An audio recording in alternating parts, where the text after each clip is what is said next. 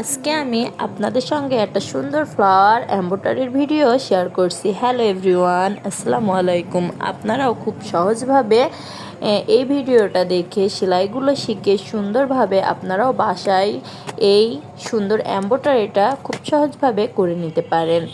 এই যে আমি প্রথমেই নট সেলাই দিয়ে একটা ফুলের মাঝখানে নট সেলাই দিয়ে নিচ্ছি, তারপরে আমি ফুলটা সুন্দরভাবে সেলাই করে নেব।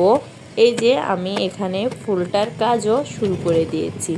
আস্তে আস্তে আমি ফুলটা সেলাই করে নেব।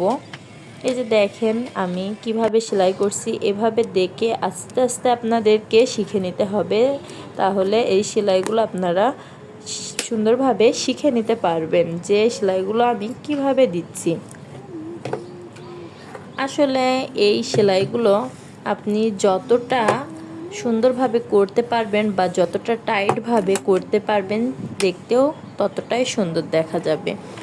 এই যে দেখেন এখানে অনেক সুন্দর দেখা যাচ্ছে সেলাইটা, আর কম্বিনেশনটা সুতোর আসলে অনেক সুন্দর। প্রথমে আপনার সব কিছুর আগে আপনার আর্টটা ঠিক রাখতে হবে। আপনি যদি ছবি আঁকতে সুন্দরভাবে আঁকতে পারেন, তাহলে আপনি সুন্দরভাবে সেলাইও করতে পারবেন আস্তে আস্তে। এই যে দেখেন আমার ফুল সেলাই প্রায় হয়ে গিয়েছে। আমি এবার পাতাগুলোও একই সেলাই দিয়ে পাতাগুলোও সেলাই করে নেব।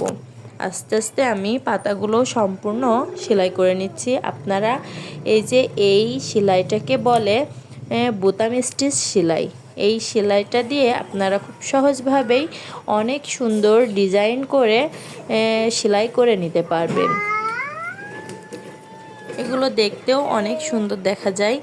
এটা সম্পূর্ণ কমপ্লিট হয়ে গেলে দেখবেন এর অনেকটা সুন্দর দেখা যায় এর লুকটা। আপনারা এইভাবে এই ফ্লাওয়ারগুলো বিভিন্ন বালিশের কভার বা বাচ্চাদের বালিশের কভারে আপনারা এই ফ্লাওয়ারগুলো দেখতে আসলে অনেক সুন্দর দেখা যায়। আমি খুব সহজভাবেই আপনাদের দেখালাম এবং সুন্দরভাবে সেলাই করলাম। আমার এই ভিডিওটা এবং ফ্লাওয়ারগুলো দেখেন অনেক সুন্দর লাগছে। এই ভিডিওটা যদি আপনাদের ভালো লাগে তাহলে অবশ্যই লাইক, কমেন্ট এবং শেয়ার করে পাশে থাকবেন। ধন্যবাদ সবাইকে।